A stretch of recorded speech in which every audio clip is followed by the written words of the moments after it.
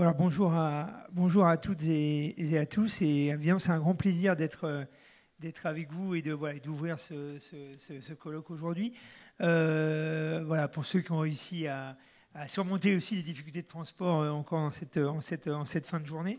Je crois que la dernière fois que la DGT avait accueilli la FDT pour un événement, c'était en 2019 dans cet amphi. Donc ça fait maintenant quelques années. À l'époque, c'était je crois, une séquence sur le droit du travail à l'épreuve des normes européennes et internationales. Et ouais, donc ça fait déjà quelques temps, et c'est une joie de reprendre cette habitude d'échange et de partage, un temps de réflexion sur nos sujets. Alors évidemment, le sujet qu'on a choisi aujourd'hui, c'est pas un sujet simple, hein, loin de là, parce que le dialogue social dans les petites entreprises. Les petites entreprises, on sait, manquent pour beaucoup de moyens, de temps pour impulser, faire avancer les négociations, porter un dialogue social. Alors même que le dialogue social, c'est un des enjeux majeurs de transformation et de vie des entreprises. Donc ça pose évidemment une difficulté pour ces entreprises. Alors je vais évidemment pas revenir, juste quelques mots d'introduction, je ne vais pas revenir de manière détaillée sur les évolutions législatives récentes sur le sujet. Peut-être juste insister sur 2-3 points qui me paraissent importants, et puis sur quelques éléments de pratique aussi pour introduire les échanges de quelques observations que l'on peut faire du côté de la Direction générale du travail. D'abord pour dire évidemment que les ordonnances ont placé le droit conventionnel, je le disais, hein, et donc le dialogue social au cœur la régulation des relations professionnelles. C'est évidemment avec toutes les capacités d'adaptation que les ordonnances ont permis d'ouvrir. Et avec la primauté donnée à la négociation d'entreprise, avec les domaines aussi éclaircis de distinction, je ne redétaille pas, mais qui ont là-dessus renouvelé fondamentalement les approches. Et puis aussi, un point qui était plus discret, mais qui est important, je crois, que les ordonnances ont tenté d'apporter une réponse à un constat fait depuis longtemps, que les petites entreprises constituent aussi l'angle mort du dialogue social, de la négociation collective. Et alors je pense notamment, on va revenir là-dessus, et puis les intervenants, d'ailleurs, les différentes interventions vont le mettre en lumière. Il y a quand même plusieurs points importants sur ce point. D'abord, il y a eu des modes spécifiques de négociation qui ont été introduits, en particulier la possibilité pour l'employeur de proposer un projet d'accord directement aux salariés, sans recourir au mandatement syndical. Donc c'est évidemment une innovation importante. Je pense aux outils territoriaux d'appui au dialogue social, autour des observatoires départementaux du dialogue social, qui sont aussi une innovation des ordonnances. Et puis je pense aussi, puisque je le disais quand je disais qu'il y avait à la fois l'articulation branche-entreprise qui avait été construite par les ordonnances, il y a de ce point de vue-là aussi une évolution importante en ce que les branches et la loi les y invite et même les y oblige à bien porter la place des TPE, des PME dans les accords. Et je pense notamment à ce qu'on appelle rapidement les clauses TPE, qui est un point de contrôle important dans l'extension des conventions collectives, de s'assurer que la branche a pris en compte la capacité ou l'opportunité d'adapter le cadre de certaines stipulations aux enjeux des petites entreprises. Et puis la deuxième innovation, et on a aussi une intervention de Sébastien Roux sur ce sujet-là apportée par la ordonnance, c'est le rôle du groupe d'experts qui a été institué auprès du ministre quand le ministre examine les questions d'extension des conventions collectives autour des conséquences concurrentielles de l'extension, et qui est aussi une réponse à apporter à la critique parfois apportée par certains sur les conséquences je vous les guillemets, dommageables de l'extension pour le développement des petites entreprises notamment, ou les jeunes entreprises. Et donc le groupe d'experts aussi introduit par les ordonnances joue un rôle très important en la matière. Alors je ne vais pas développer ces points-là parce que je crois que les interventions y reviendront. Moi, ce qui m'a semblé important avant de laisser la parole aux différents intervenants, c'est de mettre en avant quelques éléments de constat importants sur la négociation dans les petites entreprises qu'on fait, et notamment, vous pouvez vous reporter sur notre contribution annuelle, toujours très lue, très suivie, du bilan de la négociation collective qui redétaille ces chiffres. Ce qui m'a paru important, c'est donc dans le bilan 2021, j'ai repris les derniers chiffres, on a finalement 38 000 accords qui ont été conclus dans les entreprises de moins de 50 salariés. C'est évidemment considérable. Ça représente 50% des textes au niveau de l'entreprise. C'est évidemment très, très, très important. avec même 13 000 dans les moins de 11 salariés. Et donc, c'est d'autant plus important que si on regarde la part de cette augmentation, entre 2018 et 2021, les accords conclus dans les entreprises de moins de 50 salariés ont augmenté de près de 75%. Donc, c'est vraiment un développement à marche très soutenu. Avec des thèmes de négociation qui sont pour le coup très proches, identiques des thèmes de négociation classiques de la négociation d'entreprise, dans les éléments qui ressortent, autour de l'épargne salariale, autour du temps de travail, autour des salaires et des conditions de travail. Et puis dans les modes de conclusion de ces accords, on y reviendra sans doute, c'est 46% d'entre eux qui sont conclus par la voie de l'adoption par référendum. Et donc c'est évidemment un point important. Et quand c'est par référendum, c'est beaucoup sur les questions de temps de travail les accords, sur les sujets sur lesquels portent les accords. Alors après, au-delà de ces chiffres, peut-être malgré tout, et même s'il y a eu des progrès, de dire que pour nous, du point de vue du ministère du Travail, c'est encore dans le champ de ces petites entreprises qu'on a des marges de progrès très forts quand on cherche à promouvoir le dialogue social, avec un effort important de pédagogique, d'accompagnement, et c'est un point important pour continuer à diffuser, et d'autant plus important. Alors, on a parlé de la négociation d'entreprise, elle reste encore... c'est encore un territoire de conquête dans les petites entreprises. C'est aussi le cas pour les modalités, ce qu'on avait invité les branches à faire autour des ordonnances. Je pense notamment aux accords types de branches qui étaient même antérieurs aux ordonnances. C'était la loi de 2016 et qui reste aujourd'hui très très peu mobilisée par les branches professionnelles. Donc c'est un sujet de discussion avec les partenaires sociaux au niveau des branches. C'est aussi pour moi l'enjeu important des clauses TPE, puisque aujourd'hui, et même si on l'impose et c'est un point de contrôle, finalement, quand on regarde, il n'y a pas beaucoup de stipulations des conventions collectives qui sont adaptées pour les TPE, les PME. Donc ça pose évidemment un enjeu important.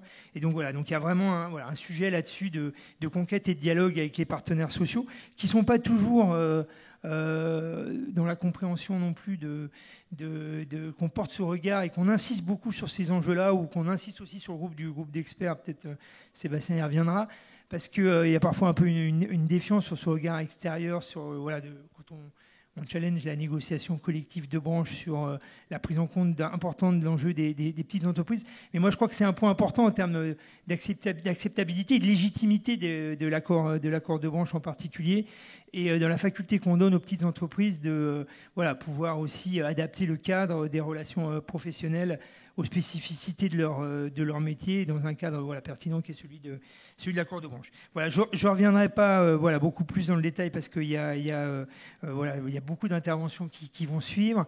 J'insisterai peut-être juste pour dire que pour nous, en tout cas du point de vue du ministère du Travail, cet enjeu d'accompagnement, il nous implique, nous et nos services déconcentrés, il implique aussi nos opérateurs, je pense en particulier à l'ANACT qui joue un rôle clé.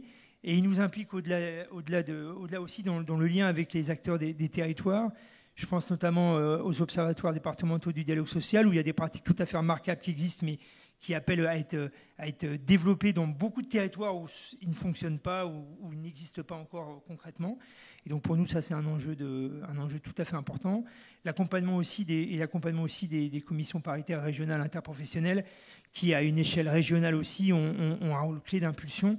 Et sur lesquels, le moins qu'on puisse dire, c'est que le bilan est contrasté et différent d'une région à l'autre. Donc ça fait aussi partie pour moi, quand on parle de dialogue social dans les petites entreprises, des points d'appui sur lesquels il faut qu'on puisse collectivement travailler. Le dernier étant, et je termine par celui-ci, mais il est absolument essentiel, c'est celui aussi d'accompagner les salariés pour faire émerger des vocations aussi de représentants des salariés, qui est un des enjeux forts qu'on a, et qui nous pose des questions aussi collectives sur la capacité qu'on a à susciter en formant, avec tous les leviers qu'on a pour former à l'exercice d'un mandat de représentant des salariés, et aussi les outils de valorisation et de certification des compétences acquises quand on exerce un mandat, et ce qui est aussi des enjeux forts. Je pense qu'il faut qu'on traite quand on veut et quand on croit à l'importance du développement du dialogue social dans ces petites entreprises.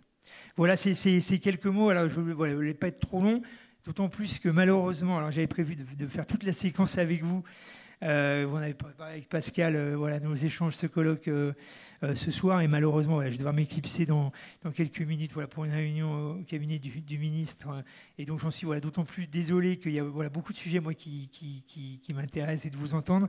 Voilà, même si, évidemment, avec certains d'entre vous, on a déjà eu l'occasion de discuter, mais il y a des collègues de la DGT aussi qui resteront plus longtemps que moi, heureusement, et qui pourront aussi voilà, poursuivre les échanges avec vous si, voilà, si des questions se posent une fois que je serai malheureusement parti. Merci beaucoup Pierre, merci beaucoup Monsieur le Directeur Général. C'est un plaisir pour la FDT à chaque fois de co-organiser avec la DGT cette séance. Et un merci en particulier à Cynthia Métral qui, à chaque fois que nous avons organisé une séance avec la DGT, nous a énormément aidé. Alors, donc, nous allons avoir 4 intervenants que je remercie infiniment. Donc, dans l'ordre alphabétique, Frédéric Géa, professeur à l'Université de Lorraine. Elsa Peskin, professeur à l'Université de Nanterre. Sébastien Roux, inspecteur général de l'INSEE et président du groupe d'experts sur les extensions des accords de branche. Et Sébastien va notamment nous parler de ce groupe d'experts qu'il préside. Et Sandrine Villalongue, qui malheureusement n'a pas pu venir pour des raisons de transport, mais que je remercie infiniment, qui est avec nous. On la voit à travers l'image. Et donc, qui est membre de l'Observatoire départemental d'analyse et d'appui au dialogue social du Morbihan et responsable de la CFDT du Morbihan, si je ne me trompe pas. Donc merci infiniment à tous les 4. Donc on va faire sous forme de table ronde. Chacun d'entre eux va parler à peu près pendant un quart d'heure. Ensuite, nous aurons un échange, vous aurez un échange tous les 4, et puis je proposerai au public, hein, si vous en êtes d'accord, d'échanger avec eux ou de poser des questions. Donc nous allons voir le dialogue social dans les TPE sous différents angles, chacun ayant son prisme particulier. Donc notamment, nous avons un économiste avec nous. Et c'est vrai que c'est pour la FDT, c'est toujours très précieux. Hein, c'est important pour nous d'échanger avec d'autres disciplines, et notamment sur ces sujets. Donc je vais donner tout de suite la parole à Elsa Peskin, qui va pas nous présenter, mais nous faire une sorte de réflexion panorama sur le droit relatif au dialogue social dans les petites entreprises. Oui, bonjour. Merci Pascal et merci pour cette invitation à parler sur ce sujet. Alors nous sommes convenus qu'il m'incombe de reprendre très rapidement le fil d'une histoire aujourd'hui ancienne, qui est celle des voies par lesquelles la négociation collective ou même l'existence d'un accord collectif a été rendue possible dans les petites entreprises ou dans les entreprises de 1 à 49 salariés, donc dans les entreprises dans lesquelles les conditions pour qu'un délégué syndical soit désigné ne sont pas remplies. Donc pour le dire autrement, celle des voies du dialogue social, pour reprendre le titre donné par Pascal Loquiec à cette séance, sans doute pour viser un concentré de panels de pratiques de concertation, à l'exception quand même de l'information-consultation que je ne vais pas évoquer, mais qui sera, je pense, traitée à part dans cette séance. Donc c'est une histoire ancienne qui est concomitante, pas tout à fait concomitante, mais presque au discours de promotion de la négociation collective d'entreprise, dès lors qu'en l'absence de possibilité de délégué syndical en dessous d'un certain seuil d'effectifs, il était nécessaire de trouver des dispositifs de négociation pour que advienne la norme négociée. Alors je vais présenter un panorama de cette évolution et des mécanismes existants en plusieurs temps. Quel cadre normatif, quelle évolution et quel mécanisme aujourd'hui, et puis quelles observations. Donc, premier point, quel cadre normatif? Alors, c'est un cadre qui plonge ses racines dans plusieurs éléments. Premièrement, un point de départ. Ce point de départ, c'est que historiquement, les agents de la négociation sont les syndicats représentatifs, concernant la négociation collective d'entreprise. C'est une affirmation qui trouve en fait son origine dans la loi du 24 juin 1936 relative aux conventions collectives de travail, pour déterminer les organisations habilitées à siéger dans les commissions mixtes qui étaient chargées de négocier les conventions collectives susceptibles d'extension. Et puis c'est repris sous la forme cette fois d'un monopole dans la loi de 1971 pour les conventions collectives ordinaires.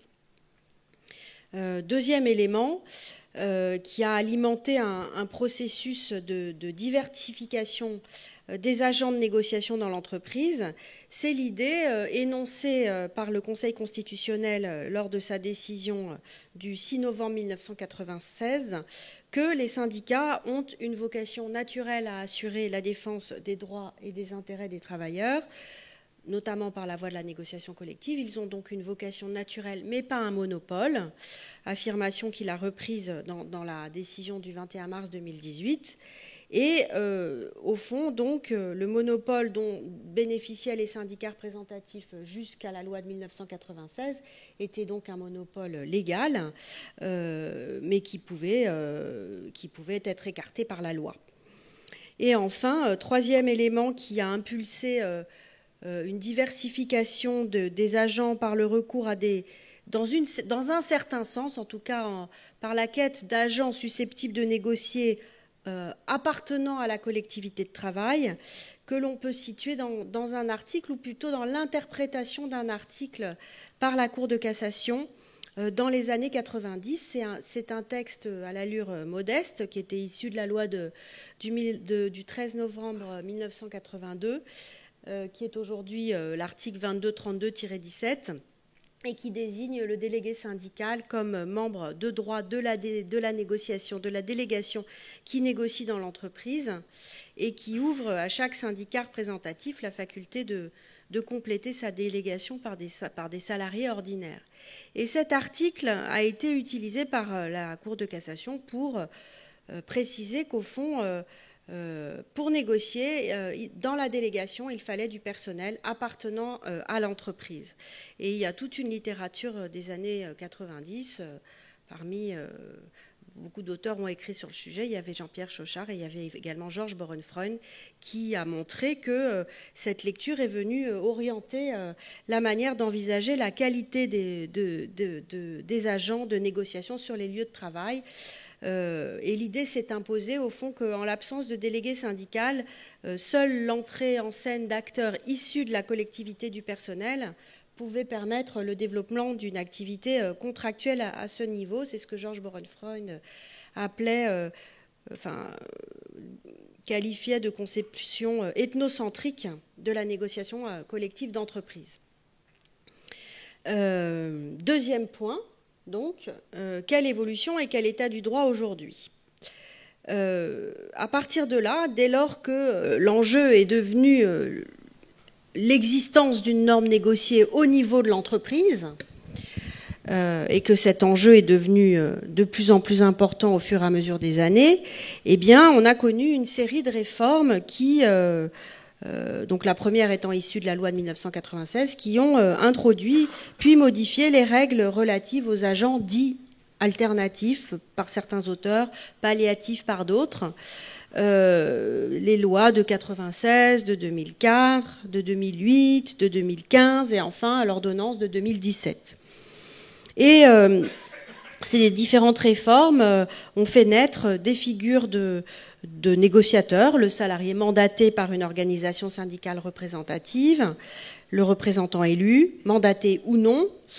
Elles ont fait naître une figure d'accord, l'accord par validation référendaire d'une décision unilatérale, et elles ont fait naître des procédures, par exemple la procédure de validation par la commission paritaire de branche, qui n'existe plus aujourd'hui, mais qui a existé à un moment donné. Et elles ont abouti, au gré de des modifications au tableau suivant aujourd'hui. Très grossièrement brossé, dans les entreprises de moins de 11 salariés et dans les entreprises de moins de 20 salariés dans lesquelles il n'y a pas d'élu, l'employeur peut soumettre un document à la consultation des salariés qui deviendra, vous connaissez la règle, s'il est adopté à la majorité des 2/3, un accord valide. Et dans les entreprises entre 11 et 49 salariés, eh bien, l'employeur dispose d'une option. Il peut négocier, lorsqu'il n'y a pas de délégué syndical, avec un salarié mandaté, un représentant du personnel élu mandaté ou un représentant du personnel élu, même non mandaté. À ces modes de conclusion alternatifs s'ajoutent en effet les accords types de branche qui ont été rendus possibles et qui sont censés pouvoir être repris au niveau de chacune des entreprises. Et puis on peut citer également les fameuses clauses TPE. Donc voici grossièrement les mécanismes existants aujourd'hui. Vous en avez cité d'autres, il faudra y revenir bien entendu, mais que peut-on dire? Quelles observations peut-on faire de tous ces dispositifs? Plusieurs observations viennent à l'esprit. Première remarque, on en a beaucoup parlé, c'est le référendum qui a suscité des observations multiples. Outre les questions juridiques, très juridiques qui se posent nécessairement et qui se poseront, comme celle par exemple de l'identification de la partie salariale à l'accord, au moins nécessaire pour dénoncer l'accord. C'est toute la philosophie du dispositif qui a constitué comme une détonation, quand même, dans le droit de la convention collective, de la négociation collective, le projet d'accord étant considéré, selon les termes de la loi, comme un accord valide par une forme d'assimilation légale ou de détermination légale, ce qui ôte au droit de la négociation collective son caractère de droit construit sur la distinction fondatrice entre les titulaires du droit, les salariés, et ses agents d'exercice, donc ce qui lui ôte son caractère de droit intermédiaire, comme le souligne Ilyas Ferkan. Deuxième remarque, l'analyse des dispositifs fait apparaître une ligne directrice que l'on a mise en lumière dès 2004, qui est la distension du lien entre ces négociateurs alternatifs et les syndicats. Alors les exemples sont très nombreux. Pour le référendum, c'est évident, mais au-delà, il existait par exemple en 2004 cette fameuse commission de validation de validation de l'accord qui a disparu dans la loi du 8 août 2016. La loi du 17 août 2015 exigeait que les représentants élus soient mandatés par une organisation syndicale représentative, et aujourd'hui, les représentants élus peuvent négocier sans être mandatés. Et enfin, dans les entreprises entre 11 et 49 salariés qui sont pourvues d'un comité, d'un CSE, contrairement à celles qui occupent plus de 50 salariés, eh bien l'employeur a le choix de choisir ses interlocuteurs, et un accord collectif peut être négocié et conclu avec plusieurs élus titulaires au CSE, ou alors avec un salarié mandaté, mais sans qu'il n'y ait d'ordre de priorité établie, contrairement à ce qui existe pour les entreprises de plus de 50 salariés. Donc d'ailleurs, cette non-priorité a été l'un des motifs, cette non-priorité dans les entreprises de moins de 50 salariés a été l'un des motifs de saisine du Conseil constitutionnel par les syndicats, Conseil qui a considéré que le fait de n'instituer aucune priorité en faveur des salariés mandatés par les organisations syndicales et de laisser donc le choix à l'employeur ne constituait pas une violation de la liberté syndicale et du principe de participation des travailleurs. Troisième remarque, la lecture des textes laisse une impression de complexité très forte qui est liée, si on le voit positivement, à la quête progressive, à la progression dans la quête des voies les plus pertinentes, mais qui est liée aussi à la recherche de compromis politiques, sans doute, sans que parfois ne ressorte une vision cohérente de cet ensemble normatif. Alors ça se traduit par des changements permanents au gré des réformes. J'en ai cité plusieurs, mais d'autres peuvent l'être. Par exemple, le mandatement syndical qui était au cœur de l'accord national interprofessionnel de 1995 a été finalement abandonné par la loi Rebsamen de 2015, avant que d'être finalement repris par les ordonnances de 2017 pour les entreprises de jusqu'à 49 salariés, mais même pour les de 11 à 49 salariés en présence d'élus. Et ça se traduit également, au-delà de ces évolutions successives, par des distinctions opérées par les règles, sans qu'il soit toujours facile d'identifier les justifications à ces distinctions. Pourquoi l'employeur doit-il respecter une priorité dans les entreprises de plus de 50 et pas dans les entreprises de moins de 50 ? À vrai dire, à l'origine, aucune priorité n'avait été envisagée entre les dispositifs fondés sur le mandatement et ceux qui ne sont pas fondés sur le mandatement. Et sans doute que les protestations syndicales ont conduit à en établir une, mais seulement pour les entreprises de plus de 50 salariés. Et donc, c'est ce souci du compromis que l'on comprend, bien sûr, rend la lecture des textes difficile, et sans doute la lecture des textes difficile, y compris pour les acteurs. Quatrième remarque, au fond, et c'est sans doute lié, ça ne marche pas très bien. Alors, au-delà des expériences régionales d'accompagnement, d'impulsion qui sont sans doute assez intéressantes. Il ressort quand même, et à la fois du rapport de France Stratégie sur l'évaluation des ordonnances et des bilans de la négociation collective, une augmentation du nombre d'accords d'entreprise conclus dans les entreprises de moins de 50 salariés. Mais sans doute cette augmentation doit être relativisée. Un auteur, par exemple, Christian Tuderose, disait, en analysant les chiffres, quelque chose d'assez intéressant. Il disait que, en effet, la part des accords référendaires a largement augmenté, ce qui n'est pas négligeable.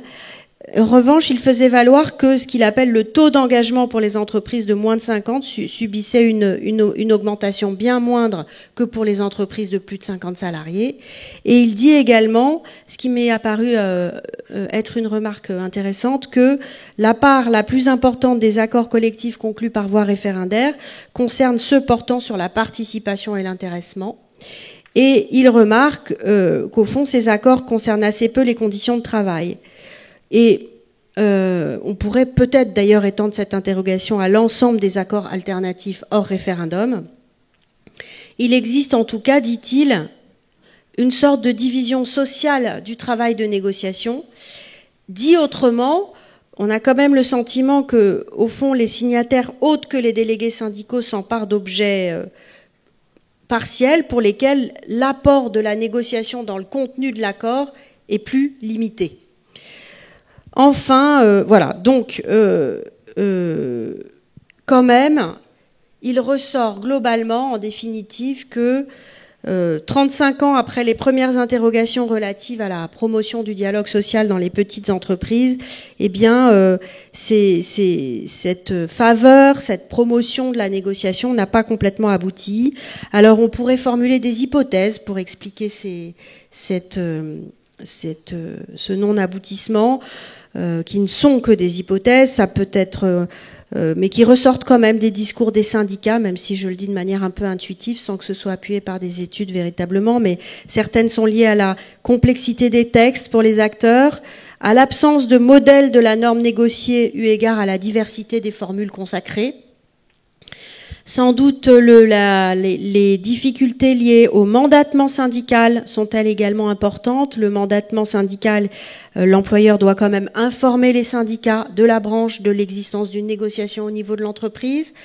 Or, les difficultés d'identifier le destinataire au niveau de la branche font qu'en fait, les courriers sont envoyés au niveau de la confédération, que la confédération doit ensuite dispatcher au niveau des branches l'information relative à l'existence d'une négociation dans l'entreprise.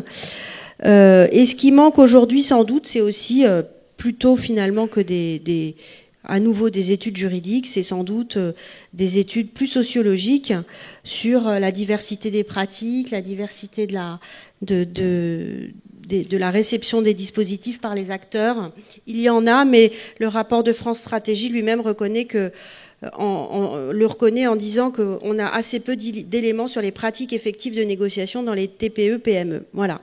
Et donc, moi, je pense quand même que ce qui ressort de tout ça, c'est qu'on peine à tenir debout, difficilement conciliable, c'est-à-dire la négociation à tout prix, mais la négociation à tout prix sans l'acteur syndical. Et finalement, quand même, l'acteur syndical, c'est celui qui est le plus à même de créer les conditions d'une combinaison nécessaire entre l'appui syndical et puis et quand même la proximité, la connaissance de l'entreprise. Voilà. Et les autres mécanismes qu'on a créés, inventés, pensés, ils ne tiennent pas ces deux bouts et ils font l'impasse soit sur l'un, soit sur l'autre. Voilà. Merci infiniment Elsa pour ces propos très intéressants, pour avoir fait partie du groupe du comité d'évaluation des ordonnances de France Stratégie dont tu parlais.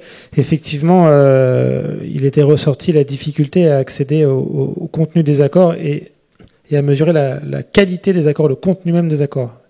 On avait accès à des chiffres, mais les chiffres ne donnaient pas grand-chose sur la qualité des accords, qui est une difficulté parce que, comme tu l'expliques, on n'a pas affaire à des délégués syndicaux qui ont une expérience de la négociation, que ce soit les salariés eux-mêmes, avec l'employeur qui fait le projet, ou des élus ou des mandatés. Ce sont des personnes qui n'ont pas forcément l'expérience de la négociation. Donc c'est vrai qu'on n'a pas eu peut-être de retour suffisant sur le contenu même des accords pour avoir, en plus des chiffres, une évaluation de la qualité des accords.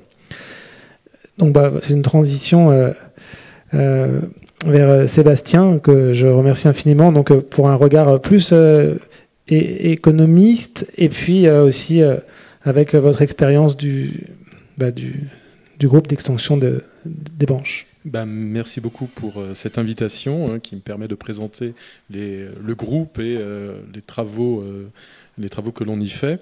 Effectivement, je vais rebondir un petit peu sur la conclusion, c'est-à-dire que la perspective de négociation d'entreprise et d'accord d'entreprise dans les petites entreprises est compliquée à mettre en œuvre du fait de l'absence quelque part d'interlocuteurs. Du coup, on peut effectivement, pour l'adaptation du droit social pour les contextes d'entreprise, se diriger plutôt vers les accords de branche, le droit conventionnel, qui peut permettre au moins d'offrir, théoriquement, je dirais, une certaine marge d'adaptation.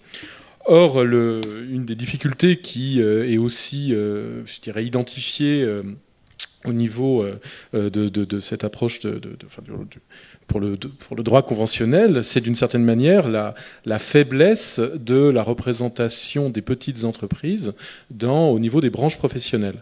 Et en fait, d'une certaine manière, les lois sur la représentativité patronale ont permis de vraiment mettre de façon assez spectaculaire en lumière, je dirais, ces différences marquées entre petites et grandes. Simplement, c'est que lorsque on compare le taux de couverture patronale, quand on le compte en pourcentage d'entreprise, il est de l'ordre de 10-20%, 30% par branche. Mais en termes de pourcentage de salariés couverts, on est plus autour de 70-80%. Et cette comparaison entre ces deux chiffres suffit à mettre en évidence le fait que très massivement, ce sont des grosses entreprises qui sont adhérentes des organisations professionnelles qui participeront aux négociations de branche, tandis que les petites, elles ne sont pas adhérentes. Et du coup, se pose la question de par qui elles sont représentées, par qui leurs préoccupations sont représentées au moment où se déroulent les négociations de branche. Donc c'est vraiment un petit peu cette idée de base qui est à l'origine, je dirais, de la création du groupe d'experts. Ce groupe a été mis en place, vous le savez sans doute, probablement par les ordonnances Macron en septembre de 2017. Et l'objet du groupe était vraiment d'appuyer, je dirais, le ministère du Travail dans ses décisions d'extension des accords. Et il s'agissait, alors en fait, l'objet du groupe était pas seulement d'examiner l'extension vis-à-vis des effets qu'elle pouvait avoir sur les petites entreprises au sein des branches, mais ça avait aussi vocation à examiner, je dirais, l'ensemble des effets économiques et sociaux pouvant être induits par par exemple par des pratiques anticoncurrentielles mises en place soit vis-à-vis, je dirais, d'autres entreprises appartenant à la branche, soit vis-à-vis de concurrents potentiels qui pouvaient entrer dans la branche. Mais néanmoins, cette vision, le fait de caractériser, de vraiment s'intéresser aux conséquences de l'extension, c'est-à-dire l'application des dispositions prévues par les accords de branche différencier entre les petites entreprises et les grandes entreprises est vraiment au cœur de nos travaux lorsque on les fait. Et effectivement, il a été mentionné également, je dirais, ont été mis en place par les ordonnances Macron, également l'inclusion systématique de clauses relatives aux entreprises de moins de 50 salariés dans les accords de branche. Et là, c'était dans l'espoir qu'au moment des négociations, au moins, les partenaires sociaux qui participent à la négociation se posent la question: ah, mais au fait, les petites entreprises, est-ce que cette disposition va être bien vécue pour elles? Et il n'y a pas de, je ne sais pas s'il y a un bilan objectivable des conséquences de cette disposition. En tout cas, on la trouve dans tous les accords de branche maintenant, cette disposition, mais pour dire grosso modo que non, ça n'impacte pas les petites entreprises. Donc, du coup, les travaux du groupe peuvent permettre un petit peu de jeter un coup d'œil, de vérifier un peu cela d'une certaine manière. Donc, ce groupe a été mis en place. Alors donc, il a été créé par les ordonnances Macron de 2017. Sa première mise en place a été faite en mars 2018 par la ministre Muriel Pénicaud. Il est composé de 5 experts désignés pour 4 ans. Alors, on est totalement indépendant. On est bénévole aussi, donc ce qui assure une garantie d'indépendance. Bon, en termes de quantité de travail, ça peut fluctuer aussi du coup.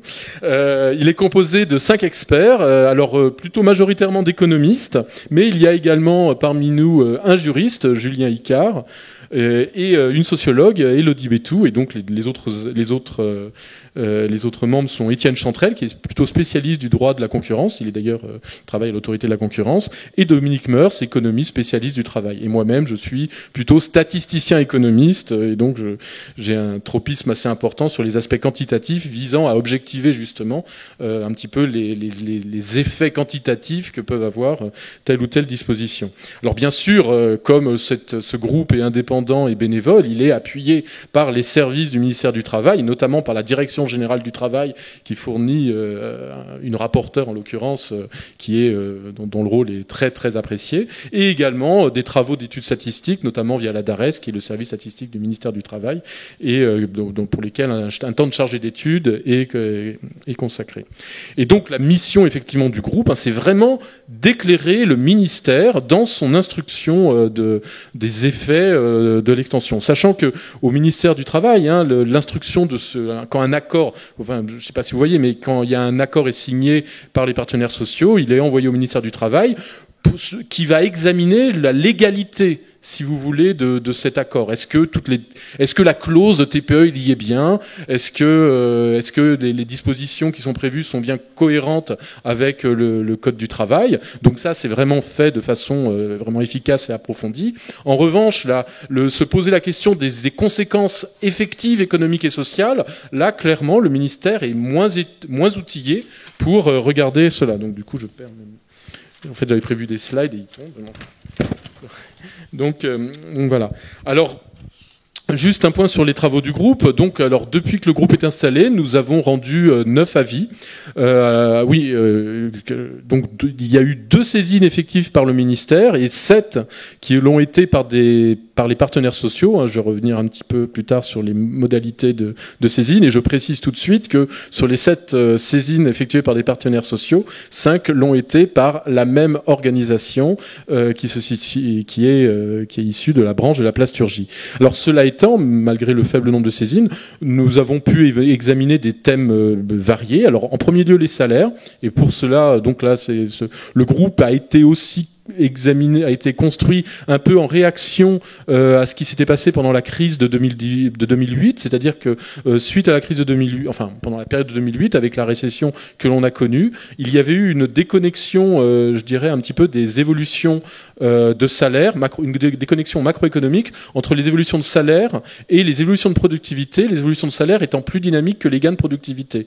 Et une interprétation, si vous voulez, de cet effet qui était un petit peu étonnant du point de vue des économistes, pouvait être liée justement à une dynamique des salaires conventionnels qui était à ce moment-là justement poussé un petit peu peut-être à contretemps par le ministère du Travail de l'époque pour revaloriser, pour je dirais mettre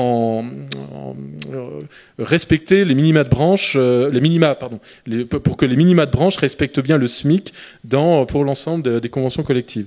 Donc le thème des salaires est une thématique assez importante que l'on regarde et on a des critères, on a mis en place des critères sur lesquels je reviendrai pour examiner, si vous voulez, je dirais la viabilité de ces accords, mais nous avons vocation aussi à examiner d'autres thèmes, des thèmes qui peuvent avoir des conséquences un petit peu problématique en termes de concurrence, et notamment le premier avis que l'on a rendu était consacré à un dispositif de clause de transfert qui avait été mis en place dans des accords dans des accords de la branche, de l'activité de transport de fonds, qui posait des problèmes un petit peu qui donnait qui mettait une forme de barrière à l'entrée pour des nouveaux concurrents, et ce qui avait donc du coup qui avait conduit du coup à émettre une réserve sur cet accord et qui avait conduit la ministre du coup à ne pas étendre l'accord. Nous avons récemment examiné les effets de restructuration de branches, notamment vous savez qu'il y a ce mouvement, je dirais, d'agglomération des branches, enfin de limitation du nombre de branches conventionnelles et donc de fusion de certaines branches, et on a récemment publié un avis sur justement l'absorption de la branche thermalisme par la branche, j'ai oublié le terme, mais c'est ceux qui s'occupent des hôpitaux privés et des EHPAD. Et donc, en fait, on mettait en évidence justement des difficultés liées à l'application d'accords salariaux qui ne prenaient pas en compte le fait que les EHPAD et les hôpitaux privés avaient je dirais, bénéficié du Ségur qui avait ce mouvement de revalorisation des salaires dans ces parties de la branche, alors que le thermalisme, lui, ne disposait pas des mêmes aides permettant de suivre ces augmentations de salaire. Et cela avait donc avait justifié le fait de maintenir des grilles de salaire séparées entre les deux branches, même si, à terme, elles pourraient avoir vocation quand même à se rejoindre. Mais là, je vois que je sors un petit peu de mes slides. Donc, je reviens un petit peu sur l'ensemble des thèmes sur lesquels on a travaillé. Et donc, on a aussi travaillé sur des dispositions un peu plus particulières, sur des sujets de comitologie, sur l'activité partielle longue durée, l'attribution de jours d'enfants malades, etc. Alors, juste un point sur les modalités de saisine. Donc, comme je l'ai expliqué, la saisine peut être faite par le ministère du Travail, qui peut être sur sa propre initiative. Et donc, on avait eu 2 saisines dans ce cadre-là, la première sur les clauses de transfert et une autre sur les restructurations de branches.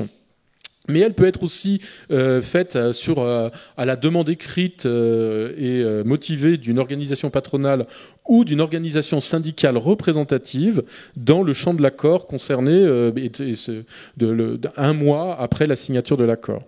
Alors, il n'y a pas de critères de saisine explicitement prévus par les textes, sinon. Cela étant, il y a quand même un peu de production de droit, enfin pas de droit, en tout cas des avis, notamment un avis rendu par l'autorité de la concurrence qui inscrivait, après un certain type d'études, un certain nombre, je dirais, de critères qui permettaient un petit peu d'avoir une idée du type d'accord qui pouvait avoir vocation à être saisi. Et bien sûr, donc, quand le groupe est saisi de l'accord, c'est toujours en parallèle de l'instruction normale qui est effectuée par les services du ministère. Alors donc comment se fait la sélection des accords? Alors donc Pierre Amin vous a rappelé qu'il y avait plus de 50 000 accords signés pour les petites entreprises. Pour le nombre d'accords de branche, c'est beaucoup plus réduit. Il y en a eu 1063 en 2021. Mais n'empêche, le groupe d'experts n'est pas en mesure de regarder les 1063 accords.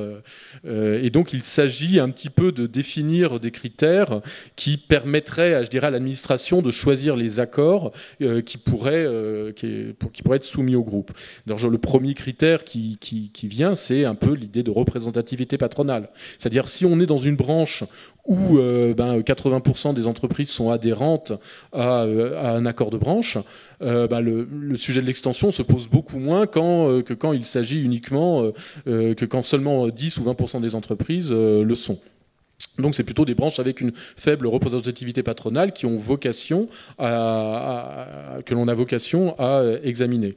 En termes, ça peut être concerner le thème de l'accord, même si jusqu'à présent on est assez large. Mais par exemple sur les accords sur les salaires, on a déjà un jeu d'indicateurs qui permettent de voir si assez mécaniquement les hausses envisagées de salaire sont cohérentes avec d'autres indicateurs économiques qui permettent de s'assurer de la soutenabilité de la hausse envisagée. Et un autre critère qui est assez important pour examiner l'opportunité de la saisine, c'est, je dirais, la nature de l'accord. La nature, est-ce que c'est un accord qui est simplement incrémental, qui met juste à jour des coefficients un petit peu de façon progressive, ou est-ce que c'est vraiment un accord de rupture du type on met en place une nouvelle classification des emplois, on met en place une nouvelle convention collective qui, là, peut avoir vocation, peut vraiment changer la donne de façon assez approfondie dans la branche, et là, nécessiter vraiment un examen plus approfondi. Donc, et bien sûr, dans tous les cas, il y a la possibilité pour les organisations patronales ou syndicales de saisir le groupe via le ministère. Et là, on a vocation à être saisi. Même si le texte fondateur du groupe précise bien que le groupe peut avoir la possibilité de ne pas donner d'avis dans la mesure où, d'une certaine manière, les avis ne sont que consultatifs. Ils n'ont pas d'autres niveaux de responsabilité. Alors, comment est-ce qu'on instruit un petit peu quand on est saisi d'un accord ? Déjà, on lit l'accord, on rassemble en fait on rassemble un peu tous les indicateurs et toute la documentation qui permettent de mieux comprendre le contexte de l'accord. Donc, ça passe évidemment par l'analyse documentaire, dans quels sont les codes, les articles du Code du travail qui sont liés. On se pose la question de construire des indicateurs supplémentaires en fonction de la thématique. Par exemple, je pensais au moment de la mise en place au moment du travail, de l'instruction sur l'avis relatif à l'activité partielle longue durée, on avait besoin de statistiques qui décrivent au niveau de la branche le pourcentage d'entreprises qui avaient utilisé ce dispositif.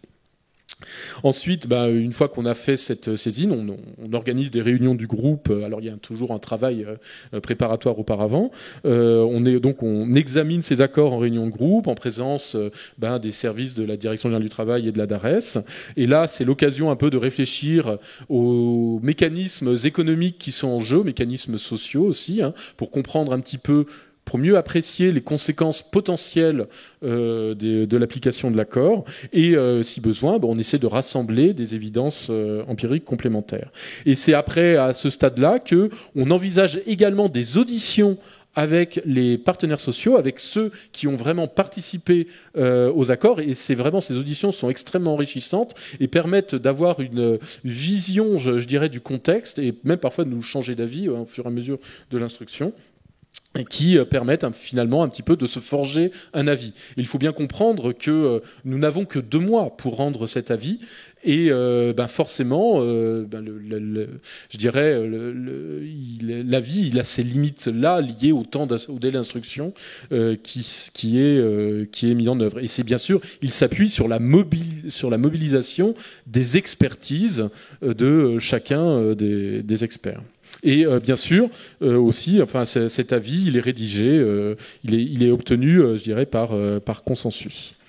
Donc, peut-être... Oui, ah oui, si. Juste un point assez important, c'est à quoi servirait le groupe si on donnait... Enfin, que deviennent les avis d'une certaine manière? Qu'est-ce qu'on en fait? Et dans quelle mesure ils peuvent être effectivement utilisés pour, d'une certaine manière, améliorer en tout cas l'activité conventionnelle, pour faire en sorte, d'une certaine manière, qu'au moment des négociations, on rajoute des éléments objectivables permettant d'apprécier un peu mieux les effets économiques et sociaux de l'application des accords. Pour cela, on essaye de donner une certaine publicité aux avis qui sont rendus par le groupe.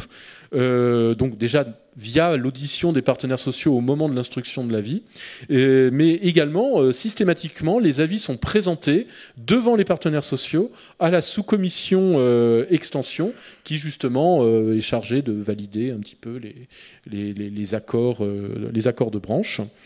Et donc vraiment le fait de présenter de façon régulière ces avis, ça a permis aussi, je dirais, d'installer le groupe dans sa légitimité. Mais il y aura peut-être des questions sur cette dimension, et aussi de rassurer un petit peu les partenaires sociaux sur cet objet un petit peu nouveau, je dirais, qui arrivait un petit peu, dont on pouvait craindre qu'il allait perturber le processus de négociation. Et en plus de cela, nous avons une page web a été créée pour, d'une certaine manière, rendre public cet avis pour que tous les personnes intéressées puissent connaître les éléments de doctrine qui sont forgés par le groupe. Donc je vous invite à aller sur cette page web qui est sur le site du ministère du Travail. Ensuite, juste peut-être pour un peu finir mon intervention, oui, juste que donner quelques éléments de doctrine que l'on a construits. Alors, je vous ai expliqué tout à l'heure qu'il y a une différence entre ce qu'on appelle accords incrémentaux qui correspondent à des variations un petit peu progressives, des actualisations de certains chiffres, et les accords de rupture. Donc ça, c'est un élément de doctrine important, de pouvoir être en mesure de distinguer finalement la façon dont on va traiter chaque type d'accord, et notamment, par exemple, pour les accords incrémentaux, finalement, ce que l'on va regarder, c'est pas seulement l'accord pris isolément, mais également dans quelle, je dirais, dynamique il s'inscrit, je dirais, depuis 5-10 ans. Ce qui permet, du coup, et que, notamment quand on regarde les évolutions de salaire, les accords salariaux, on va regarder sur les évolutions par rapport au SMIC, par rapport à l'inflation, par rapport à l'activité dans la branche considérée, pour vraiment juger plutôt se forger un avis sur est-ce que l'évolution proposée par l'accord est vraiment étonnante ou bien si elle est tout à fait soutenable. En essayant aussi vraiment d'essayer d'isoler les différences de salaire entre petites et grandes entreprises, parce que c'est un élément important finalement que l'on regarde, et le caractère soutenable, notamment pour les petites entreprises, des hausses proposées. Et par ailleurs, dans les autres cas de figure, c'est vraiment les accords de rupture, où là, qui introduisent une nouvelle clause, et typiquement l'accord sur les clauses de transfert dans le transport de fonds que j'ai mentionné ressortait plutôt de ce cadre-là, et ça, et d'une certaine manière, là, on avait une vision, on dirait, c'est là où l'expertise économique et sociale est vraiment plus mobilisée, parce qu'on n'a pas, je dirais, une dynamique passée sur laquelle on peut s'appuyer. Il s'agit là vraiment de réfléchir aux effets potentiels de nouvelles dispositions. Et une modification des accords de branche pourrait, une modification de la classification des emplois dans une branche pourrait ressortir de ce cadre-là. Enfin, pour conclure, les quelques éléments de bilan après 5 ans de fonctionnement, on a mis en place une doctrine d'analyse économique et sociale des accords que l'on peut retrouver justement sur ces éléments de bilan qui sont présentés sur le site, à côté des avis que l'on a rendus. Donc ça nous a permis d'identifier des indicateurs les plus essentiels pour analyser les accords. Elles nous ont permis de mettre en place des modalités d'analyse des accords, l'examen cas par cas, l'audition avec les partenaires sociaux. Bien sûr, sa doctrine n'est pas figée, elle peut être amenée à évoluer. Et par exemple, quand on examine les salaires il y a 3-4 ans, alors que l'inflation était toute plate et que l'on passe maintenant dans un cadre inflationniste vraiment plus marqué, on peut être amené à faire évoluer la façon dont on examine ces questions-là. Après, sur le fonctionnement du groupe, il faut reconnaître, il y a eu relativement peu de saisines depuis 5 ans. On peut le regretter ou pas, enfin ça dépend des jours. Je me dirais qu'avec plus de saisines, on aurait du mal quand même à répondre aux questions. On a un délai d'instruction court, 2 mois, c'est très court, mais on est parvenu à chaque fois à tenir les délais. Et je pense qu'on n'a pas à rougir, il me semble, de la qualité de l'analyse qui est mise dans les avis, c'est clair. Alors c'est clair que petit à petit aussi, on a des modalités de fonctionnement qui permettent d'aller de plus en plus vite. Et on a aussi une légitimité qui s'installe, il me semble, progressivement. Mais bon, c'est peut-être pas à moi le plus à même d'en juger. Mais enfin, en tout cas, je vois que dans les participations à la sous-commission extension, donc à laquelle j'ai essayé de participer à pratiquement toutes, j'ai vu qu'elle a dit une différence entre les premières, où là, tous les partenaires sociaux voulaient voir le groupe disparaître. Et puis maintenant, beaucoup moins. Enfin, en tout cas, ça commence pas par ce type d'éléments pour, en guise d'introduction des interventions des partenaires sociaux. Donc voilà, j'en ai fini.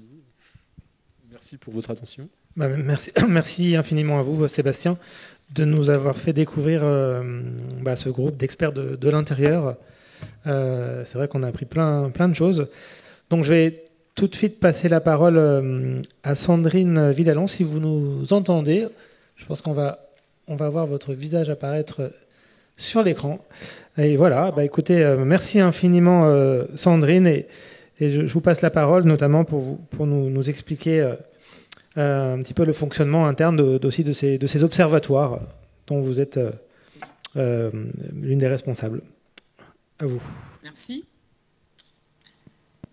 Je vous remercie pour l'invitation qui va me permettre de pouvoir vous parler des observatoires du dialogue social et notamment quels travaux on a pu y mener dans l'intérêt du dialogue social des petites et moyennes entreprises au regard d'un bilan qu'on a pu faire, et ça a été dit précédemment, de ce qui ne fonctionnait pas ou ce qui fonctionnait peu. Je ne sais pas si vous m'entendez. Oui, très bien. Je vais faire une intervention en 2 points. D'abord, vraiment vous parler de qu'est-ce qu'un observatoire du dialogue social d'appui à la négociation, et puis le cadre légal, la mise en place, comment nous l'avons vécu, et puis les travaux que nous avons pu y effectuer. Alors moi je suis présidente de l'Observatoire du Morbihan depuis 4 ans. Nous passons sur une nouvelle mandature et je vais passer la main aux organisations patronales. Voilà. Les observatoires d'analyse et d'appui au dialogue social et à la négociation sont issus des ordonnances dites Macron de 2017. Une caractéristique, c'est départemental, le périmètre.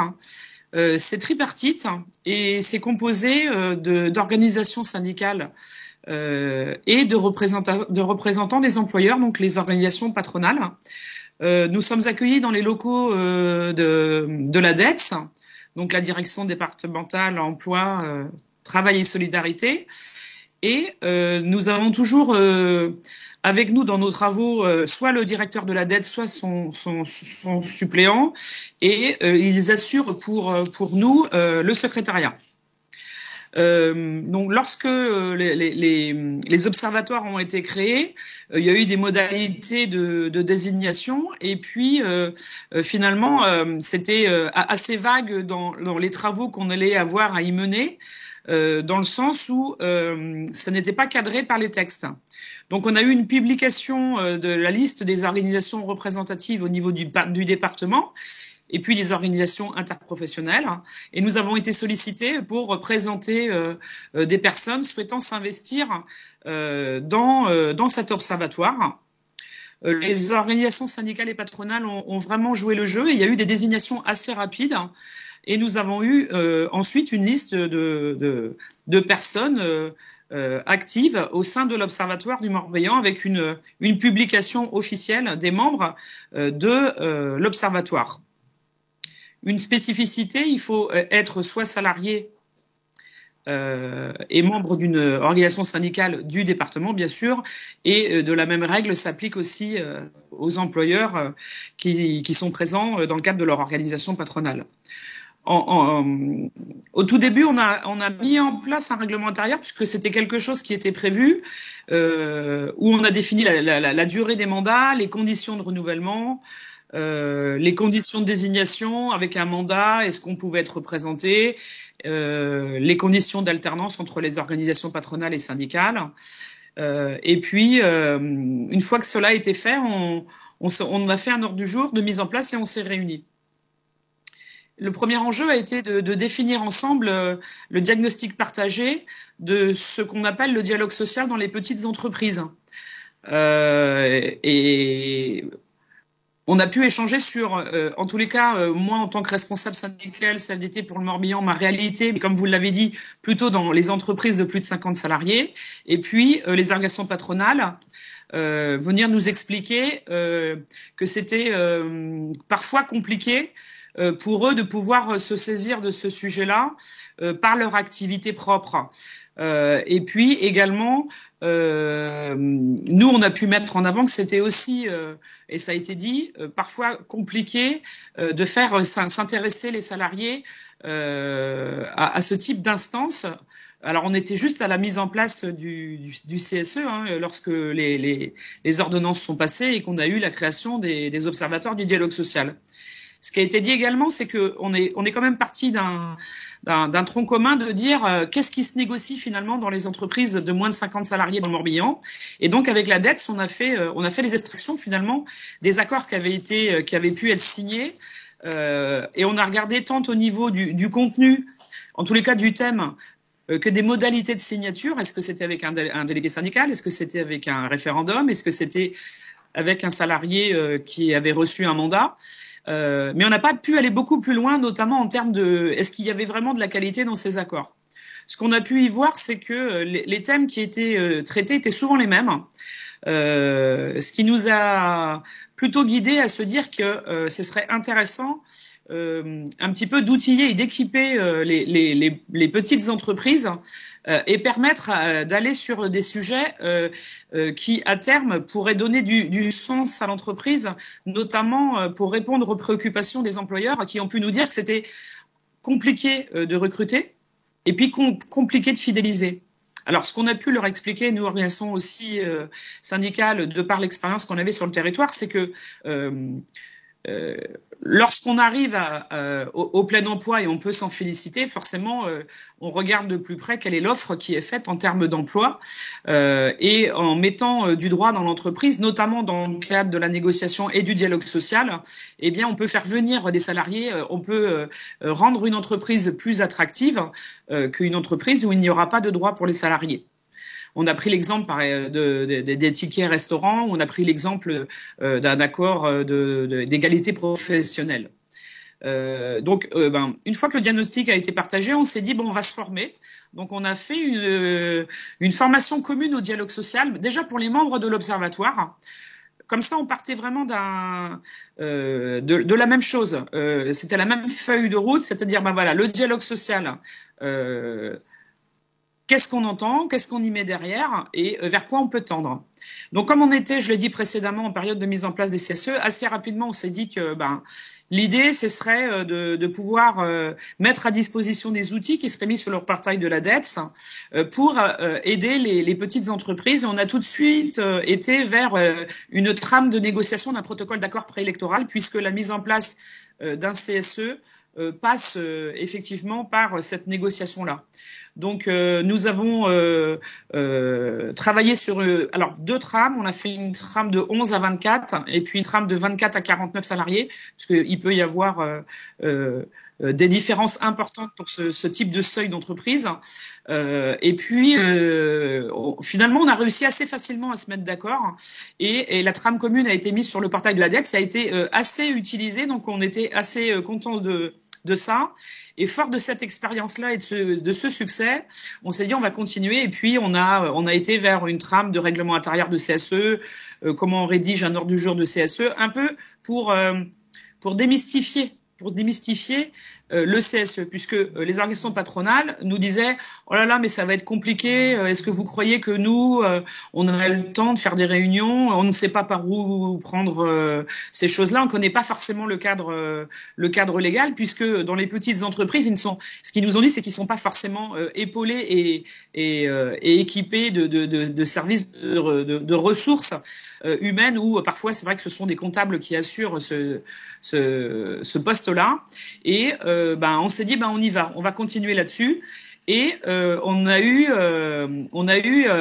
à mettre en œuvre des réunions d'information où on invitait les entreprises de moins de 50 salariés à venir avec un ou deux de leurs salariés pour venir parler du dialogue social dans l'entreprise. Donc on a fait ça, on a démultiplié sur le territoire, on a fait 5 réunions dans des lieux différents importants ou des moyennes villes du Morbihan. On a eu quand même quelques équipes à venir, alors on les appelait déjà des équipes, même s'il n'y avait pas de CSE, en tous les cas des dirigeants d'entreprise qui avaient envie de prendre du temps pour discuter avec leurs salariés et de se dire, c'est vrai qu'on entend parler des CSE, nous, on ne connaît pas vraiment ça, sachant que normalement, eux, ils étaient sur des représentations des délégués du personnel. On a eu pas mal de questions qui étaient intéressantes et notamment des questions qui nous ont permis de lever des freins, tant au niveau syndical que au niveau employeur. Donc, c'était plutôt intéressant. Ensuite, on s'est dit il va falloir regarder aussi l'appui à la négociation, qui est aussi un sujet important. Assez rapidement, les organisations patronales nous ont dit nous, on a des envies, on a des idées, mais on ne sait pas par où commencer. Notamment si on prend des entreprises des entreprises du bâtiment qui ont pu nous dire moi il faudrait vraiment que je travaille sur l'égalité professionnelle et notamment comment attirer des publics féminins à venir travailler chez nous.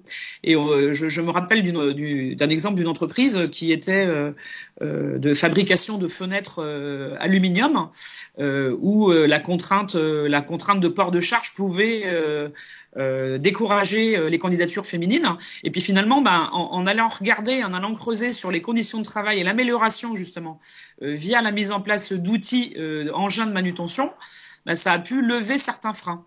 Donc en se disant, oui, par le dialogue social, en discutant ensemble des conditions de travail, on va pouvoir aller vers, demain, je vais peut-être pouvoir regarder pour un accord égalité femmes-hommes. Alors, on n'a pas été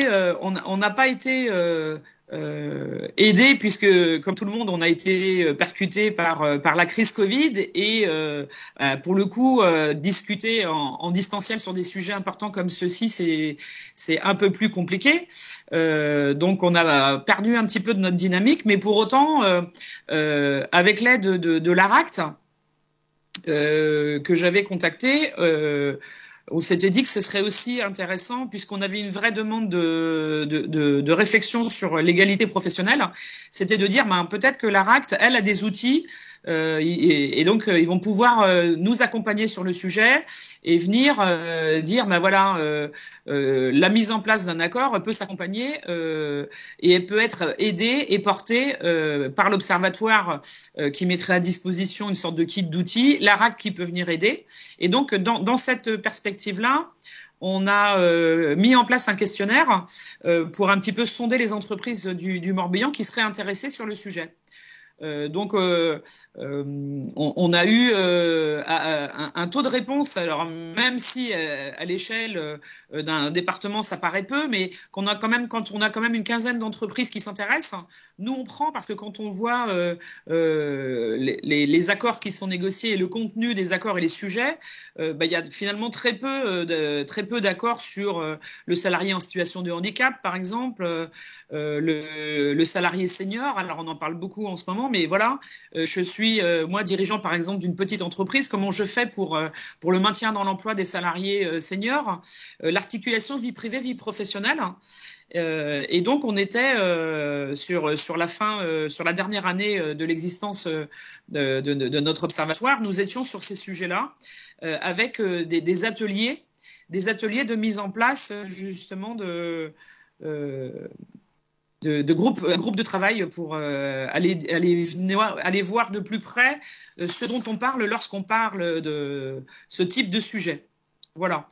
Donc on voit aujourd'hui que on est dans un renouvellement là, puisque les 4 ans sont passés. Donc là, on est sur un renouvellement. Donc je passe la main parce que j'ai fait déjà 4 ans de présidence au lieu de 2. Mais bon, comme ça matchait bien entre les organisations patronales et les organisations syndicales. Voilà, ils m'ont demandé de rester, donc je suis restée présidente. Mais à terme, l'idée, c'est vraiment qu'on passe le relais et qu'on continue sur cette dynamique-là.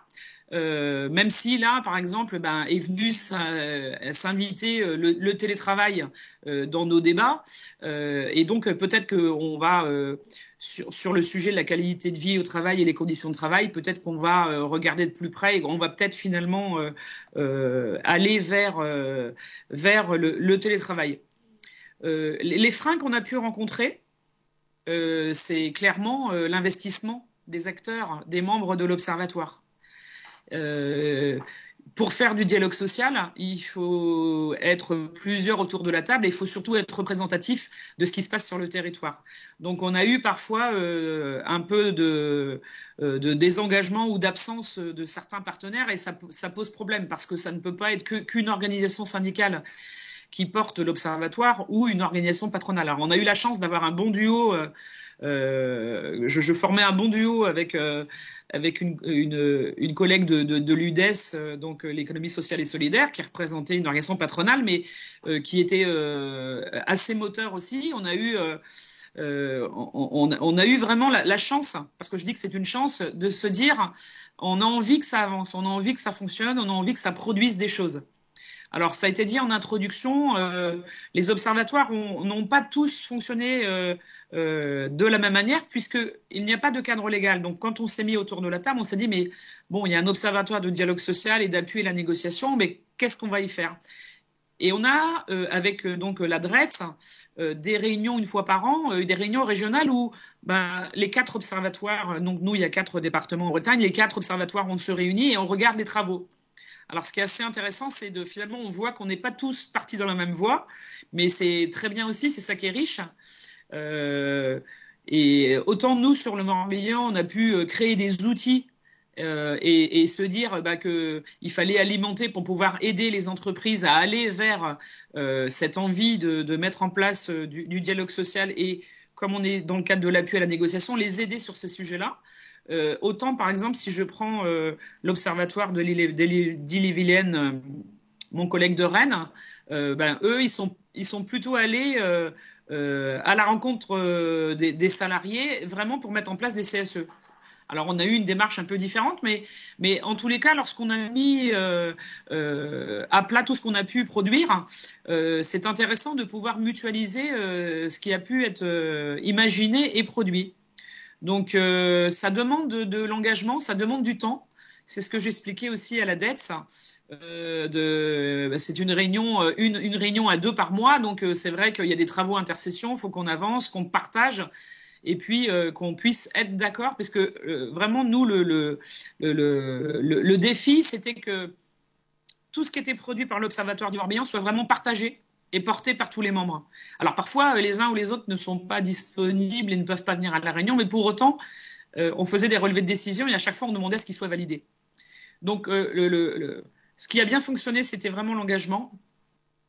mais lorsque on a des changements parfois de personnes au sein d'organisations patronales ou syndicales, c'est là où on voit que ça peut tomber, ça peut s'enrayer, la mécanique peut s'enrayer. Là, on a le cas, on a des membres nouveaux qui viennent d'arriver, on vient d'être redésignés là. On vient d'être redésigné au mois de novembre. On a eu notre première réunion et là, voilà, il va falloir remettre de la dynamique. Et puis après, ce qui avait été précédemment initié n'est pas obligatoirement à maintenir et à poursuivre. En tous les cas, il faut bien avoir des personnes qui ont envie de faire du dialogue social un vrai enjeu de réussite dans les entreprises, un vrai enjeu de bien-être au travail, et puis pour les entreprises et pour les dirigeants, leur permettre de pouvoir recruter dans des bonnes conditions et recruter, mais surtout garder leurs salariés. Voilà. Donc voilà un petit peu ce que je voulais vous dire sur l'Observatoire du Morbihan. Voilà, je suis à votre disposition si vous le souhaitez. Merci infiniment Sandrine pour ce regard sur les observatoires, et puis je trouve que de l'extérieur votre investissement et votre engagement est très impressionnant. Merci beaucoup. Frédéric, à toi donc sur la question des fameux référendums dans les TPE. Merci Pascal, merci à la FDT, merci à la Direction Générale du Travail pour cette invitation. Je suis ravi de prendre part à cette table ronde, effectivement, avec un focus sur un sujet qui a été déjà évoqué, notamment par Elsa tout à l'heure, sont ces accords TPE qui ont été institués par les ordonnances de 2017.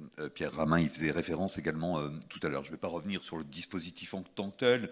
Il est bien connu. Je vais juste, et puis tu en as reparlé, je rappellerai simplement que ces accords TPE peuvent porter sur n'importe quel thème, susceptible d'être appréhendé par la négociation d'entreprise, excepté évidemment dans les hypothèses où la loi assigne à des dispositifs des conditions de conclusion particulières. Mais ces accords TPE peuvent être des APC, peuvent être des ruptures conventionnelles collectives par exemple. Ce sont des éléments qu'il faut avoir présents à l'esprit.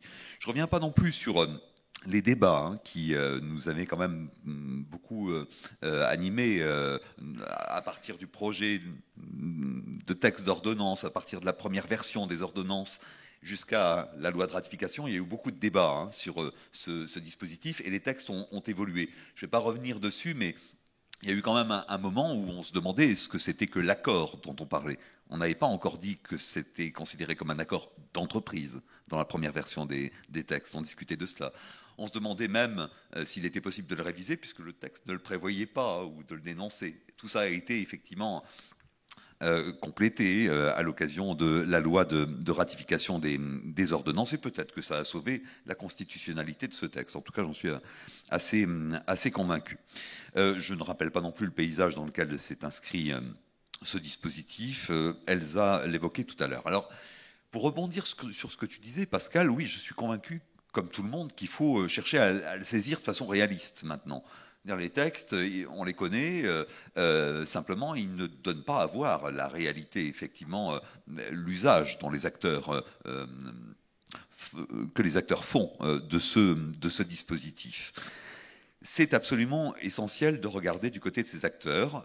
Il y a des silences dans le texte, mais quand on écoute bien ce que disait Muriel Pénicaud s'agissant de ces dispositions, il ne s'agissait pas non plus de tout réguler, il s'agissait de laisser un espace aux acteurs. Je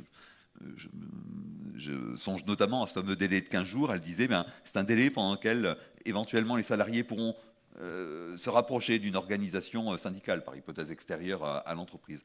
Et effectivement, il y a beaucoup de silence dans ces textes et il faut y regarder de plus près.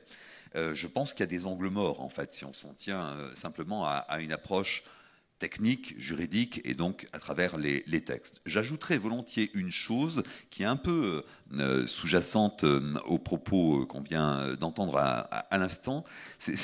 Je vais le dire comme ça, c'est la question des territoires.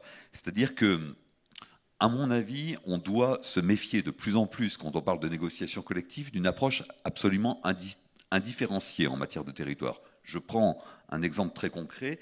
Si on parle d'un département comme le Morbihan, à mon avis, mais comme la Meuse, il y a très peu d'entreprises d'au moins 50 salariés. Dans la Meuse, c'est 47. La très grande majorité des salariés sont dans des entreprises de moins de 50 salariés. Donc, quand on avance ces sujets, notamment de négociation collective, très majoritairement, le schéma qui intervient, le modèle dont on discute, c'est sûrement pas celui de la négociation avec des organisations syndicales. Et notamment dans le cadre des observatoires. Je me souviens d'échanges très récents dans le cadre de l'observatoire dans la Meuse, où tout de suite on m'a dit non, voilà, on laisse de côté cette hypothèse-là. Nous, on n'est pas dans cette réalité. Ça, c'est très intéressant. Et il faut le mesurer. Je veux dire que les chiffres que l'on met en avant, de façon générale, noient cette réalité. Il n'y a pas que des grandes entreprises en France, loin, loin, loin s'en faut. Bon, voilà. Donc, nécessité d'une approche différenciée. Et peut-être que ce type d'accord, figurez-vous qu'il est largement majoritaire dans un département comme la Meuse.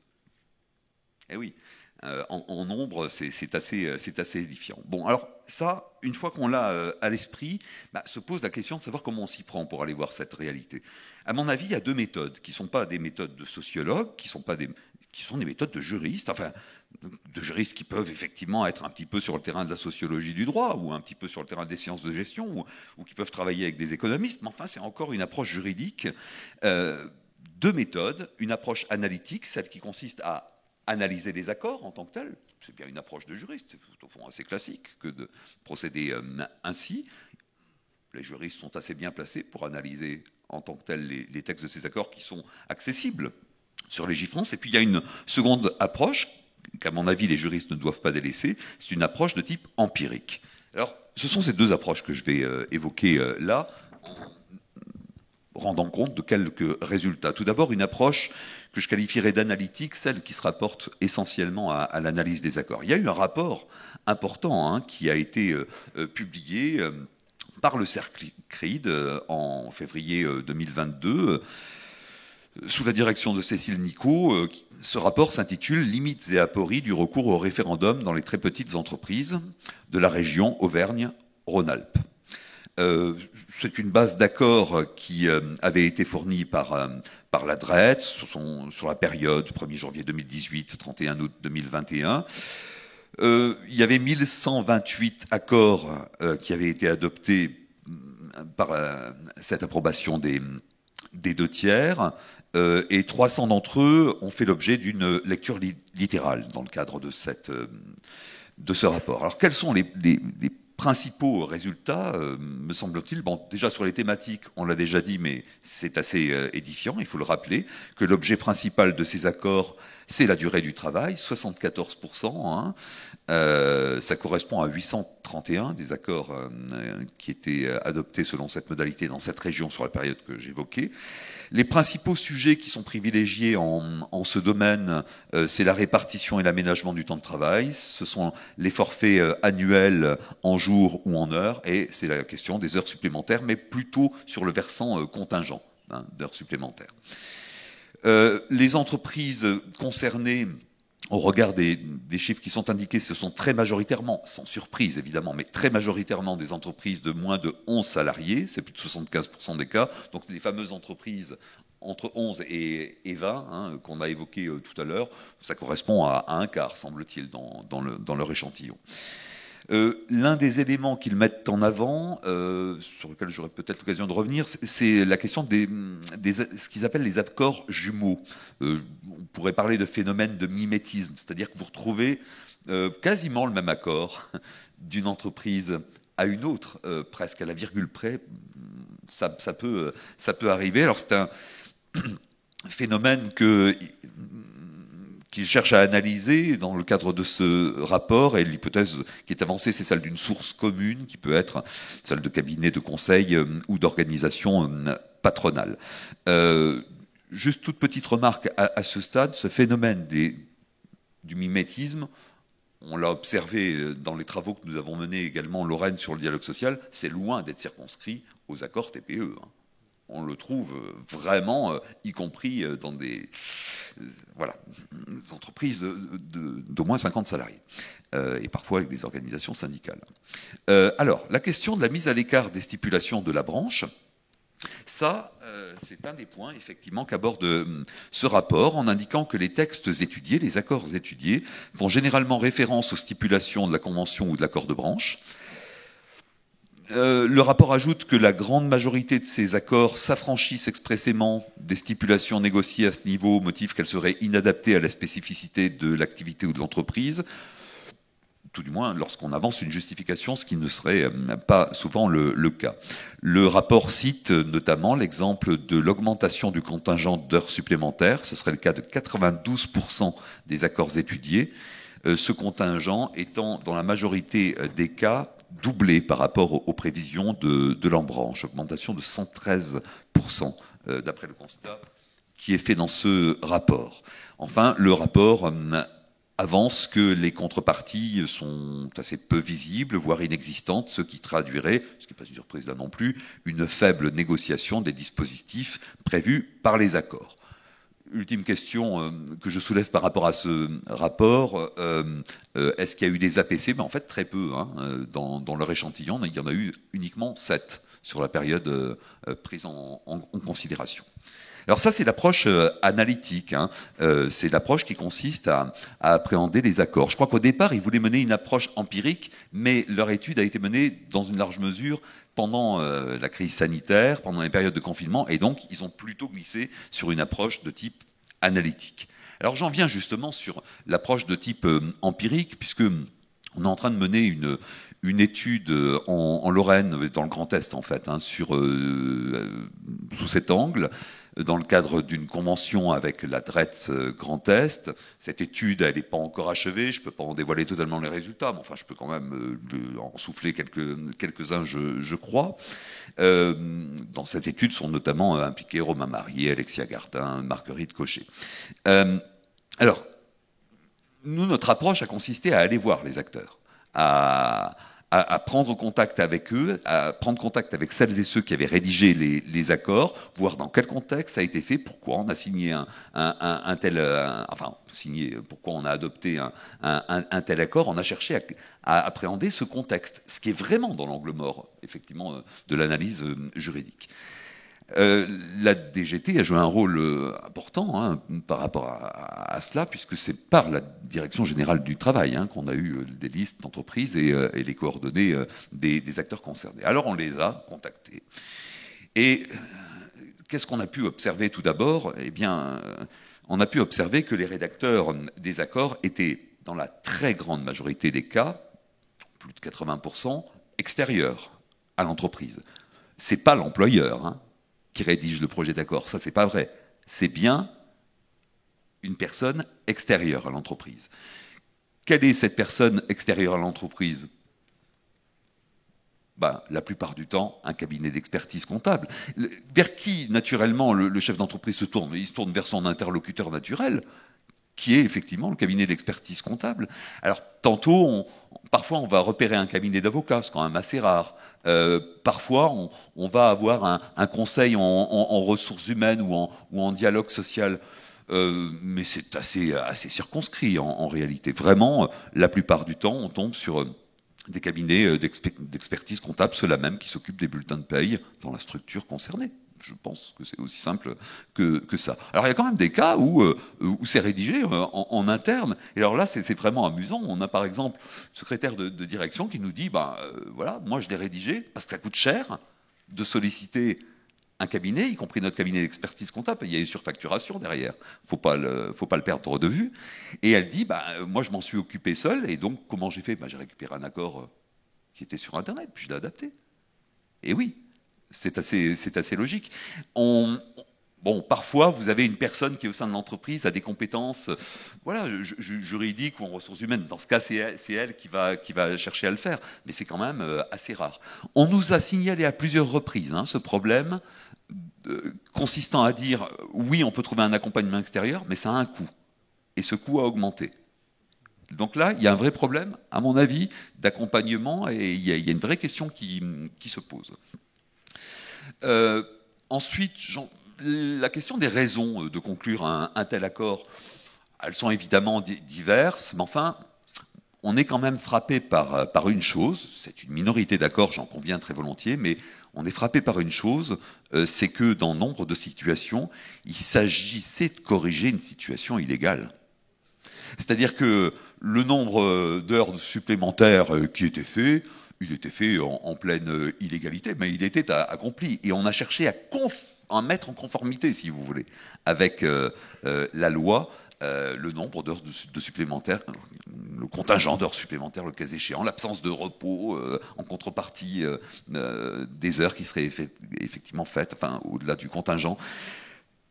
C'est une mise en conformité de la loi qu'on repère dans un nombre de cas. C'est entre 15 et 20% quand même. Hein. C'est pas rien. On a le cas d'une entreprise où c'est un salarié qui venait d'être embauché. Il avait été au service d'une entreprise d'une certaine taille jusque-là, et qui était assez rodé aux questions de droit du travail. Quand il a débarqué dans la petite structure, il leur a dit tout de suite, mais vous vous rendez compte de ce que vous faites, il va falloir mettre en conformité tout ça. C'est comme ça que ça s'est fait. Donc ça, c'est un phénomène qui existe. Dans bien des cas, il s'agit de mettre un salarié en forfait jour, un seul, et alors qu'il y en a 6 ou 7 dans l'entreprise. Dans d'autres cas, il s'agit effectivement d'instaurer un système d'aménagement du temps de travail, une répartition du temps de travail au-delà de la semaine et sur un temps inférieur à l'année. On a différents cas, bien sûr, mais moi, je n'ai pas repéré, comme mes collègues, quelque chose de très offensif quand même dans ces démarches. Je n'ai pas repéré quelque chose une attitude qui consistait véritablement à s'affranchir d'abord des dispositions de la branche. Alors ça a pu se faire, je ne le conteste pas, mais c'est plutôt une attitude de mise en conformité. Très franchement, l'employeur, dans ces cas-là, souvent, moi, me paraissait assez démuni. Et c'est souvent le conseil extérieur qui lui disait « vous devriez peut-être faire attention à ce que vous faites ». Alors, question des processus. Ça, c'est un élément important parce qu'on dit souvent le référendum. Ah oui, mais le référendum, c'est jamais que le dernier élément. Et dans ce processus-là, dans ce qui conduit au référendum, qu'est-ce qui se passe? Est-ce qu'il y a des réunions? Est-ce qu'il y a des échanges? Alors, la réponse, c'est que très majoritairement, oui. Il y a au moins une réunion d'information, d'échange, ça dépend des cas. Mais on organise une réunion avant le vote, dans le délai de 15 jours, pour expliquer l'accord, pour répondre aux questions que se posent les salariés. Et parfois, ça se double d'une seconde séquence où les salariés vont pouvoir prolonger par d'autres interrogations. C'est plutôt de l'ordre de l'information. Je ne vous dis pas que c'est une négociation, c'est pas ce que je suis en train de dire, mais je dis qu'il y a une réunion dans une grande majorité des cas, je veux dire 90% des cas. En revanche, il y a 10% des entreprises qui nous ont confié qu'il n'y avait rien eu. Plutôt une minorité. Donc, il y a des choses qui se passent. Tantôt, c'est une réunion avec une convocation formelle de la part de l'employeur, des salariés. Tantôt, ce sont des échanges manifestement informels. Je me souviens d'une entreprise où c'est à l'occasion d'un pot de fin de semaine devant une bière, qu'ils ont discuté de cela. Et la réponse qui nous a été donnée, c'était comme il est de coutume dans le BTP. Oui. Alors, est-ce qu'il y a eu des contacts avec des organisations syndicales? Aucun cas n'a été repéré. À chaque fois, on nous a signalé que les salariés n'avaient pas contacté. Voilà. Aucun lien ne se fait avec les organisations syndicales, dans les deux sens. Est-ce que les contenus du projet d'accord ont évolué? C'est franchement l'exception. On repère quelques cas où l'employeur arrivait en fait avec une alternative en disant voilà, on va modifier des choses sur le terrain de la durée du travail, il y a cette solution, cette seconde solution, qu'est-ce que vous en pensez? Dans ce cas, on peut dire qu'il y a une évolution. Mais la plupart du temps, on est plutôt sur un texte qui est déjà quand même bien arrêté, d'autant que ce n'est pas l'employeur qui l'a préparé, je le répète, et on est plutôt à chercher à expliquer ce que ça signifie, quelles vont être les incidences. Quels sont les résultats de ces référendums? Alors là, il y a un angle mort quand même, auquel on ne peut pas échapper, c'est que s'il y a eu, et j'en sais rien, des textes qui ont donné lieu à un vote dont le résultat a été inférieur aux 2/3 du personnel, ça on ne le voit pas, on ne le sait pas. En revanche, ce qu'on voit, c'est là où la barre des 2/3 a été atteinte. Et ce qui me semble intéressant de ce point de vue, c'est que contrairement à ce que j'ai parfois pu entendre, il n'y a pas du 100% de vote oui. Hein? Il y a des salariés qui tantôt votent non, ce qui fait que parfois c'est les 2 tiers pile qui sont atteints. Parfois vous avez des salariés qui ne viennent pas voter. Et je rappelle que là, ce n'est pas les 2 tiers des votants, hein, c'est bien les 2 tiers du personnel. Donc si un salarié ne vient pas voter, ça affecte le résultat et on n'est plus à 100%. Bref, voilà, il y a peut-être des entreprises dans lesquelles il est très difficile de voter contre le projet de l'employeur. Il y en a d'autres où c'est peut-être possible. Mais moi, j'aurais quand même tendance à penser, même si évidemment on ne peut pas généraliser, c'est du cas par cas, que l'employeur manifestement tâte le terrain bien avant, quoi. Je ne pense pas qu'ils prennent tellement de risques la plupart du temps. Tous nos interlocuteurs nous disaient qu'ils étaient assurés que le processus aboutirait. Parce que soit il était assez consensuel au fond, soit parce qu'ils avaient déjà pu tester l'avis des salariés. Je pense que voilà, l'idée de prendre un risque, ça ne me semble pas évident, hein, ça a pu arriver, mais... Alors, pour conclure, est-ce que c'est une rupture, ce dispositif? Oui, sans doute, et c'est ce que disait Elsa, mais est-ce que c'est pas aussi un effet de loupe sur quelque chose qui est repérable dans bien d'autres hypothèses en matière de négociation collective? Je parle de la capacité des acteurs, on en a parlé à plusieurs reprises. Je parle de l'accompagnement qui est requis en matière de dialogue social. Je pense à l'absence de négociation. Il n'y a pas que là qu'il n'y a pas de négociation à proprement parler avant d'aboutir à un accord. Il faut quand même en être conscient, je pense. Il me semble que ce dispositif nous invite un peu à sortir des cadres préexistants, en tout cas qui bouscule la dichotomie un peu trop radicale, peut-être négociée unilatérale. C'est manifestement un peu un autre prisme qui surgit, c'est bien de l'unilatéral, mais on cherche bien à associer d'une certaine manière les salariés de par l'exigence de la loi. Je ne suis pas sûr qu'il y ait tellement d'alternatives à ce dispositif.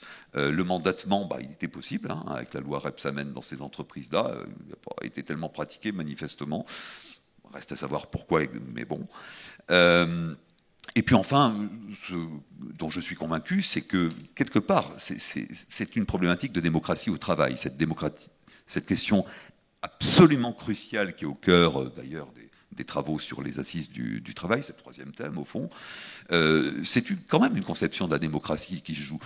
Sur le référendum, je pense faut qu'on se méfie, à mon avis, des points de vue trop rapides. C'est une question sacrément compliquée quand même, le référendum. Et quand on prend les travaux de théorie politique actuelle, les analyses sont sacrément plus nuancées. Entre la vision consistant à dire c'est un modèle de démocratie directe, et le modèle et la position contraire qui consiste à dire tout ça c'est du populisme, on ne veut pas en entendre parler, on est dans une situation, et pas qu'au niveau des entreprises, mais dans le pays et peut-être même dans le monde, où la question de la démocratie est en train de se renouveler, où elle est extraordinairement sensible. Il y a quand même là une manière, je pense, d'associer malgré tout les salariés, sur laquelle en tout cas il faut peut-être réfléchir. J'ajoute que le référendum, on ne l'a pas dit, mais il est parfois sollicité par les organisations syndicales elles-mêmes, quand il y a organisation syndicale. Notamment pour s'assurer qu'effectivement il y a bien une légitimité dans la démarche qui est la leur. Donc il faut penser, à mon avis, ce référendum de façon lucide, mais aussi avec des nuances, je crois. Bref, ce dispositif, il offre un prisme pour penser des questions qui, de loin, à mon avis, le dépassent et qui, forcément, n'étaient pas tout à fait celles qui, au départ, nous avaient interpellés. Merci infiniment, Frédéric, et merci vraiment à tous les quatre pour vos interventions.